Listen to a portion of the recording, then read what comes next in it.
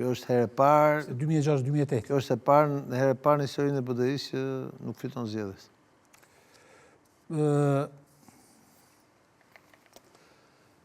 Fatkesisht. Si i lexove ti zgjedhjet lokale të djeshme në Maqedoninë e Veriut?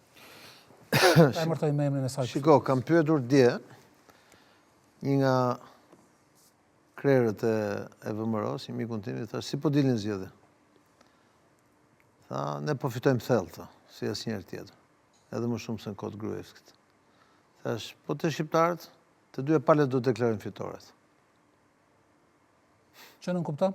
Që nuk kupton, që ajo që kemi thënë këtë studio 1 vit e gjysmë më parë, kur ishin zgjedhjet në Maqedoni, ato të përgjithshme, ishte që ky konflikt shqiptaro-maqedon do kthej një konflikt shqiptaro-shqiptar. Konflikt politik, që kryqëzohet zgjedhjet kanë shku qetë, por konflikti politik i cili e ka përçar edhe më tej komunitetin shqiptar politik dhe jo politik në Maqedoninë e Veriut. Vleni është qartas përpara, por nuk është fitues sepse vleni është përpara sepse humbësi është Ali Ahmeti. Me strategjinë që ndoqi. Dhe tani do ta themi cila është strategjia. Mua më vjen keq se ti e di që unë jam mik i vjetër i Aliut, edhe për mua unë jam më themeluesi i BDI se gjithë ata që janë atje pas Aliut. Për këtë arsye edhe duhet t'u thuash të vërtetën në sy. Po sigurisht. Një mik i vërtet këtë bën. Tani çështja është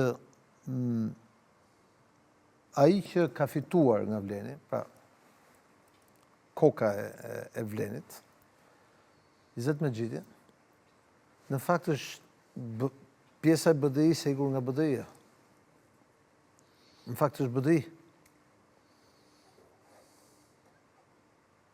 Izet Mexhiti ka qenë për një kohë shumë gjatë krau i djathtë i Ali Ahmetit, i pari në Çajirën Shkup, ka qenë 3 mandate kryetar dhe ka qenë nënkryetar i partisë. Pra nëse ne e shohim sot, pra thjesht, nëse këto dy BDI do ishin bashk, as do kishte asnjë diskutim që ato zgjedhje ka fitu BDI. Por dy BDI-t janë ndarë.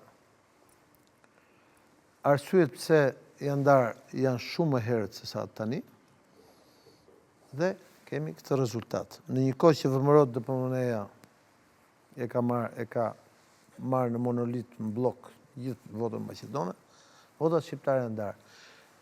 Në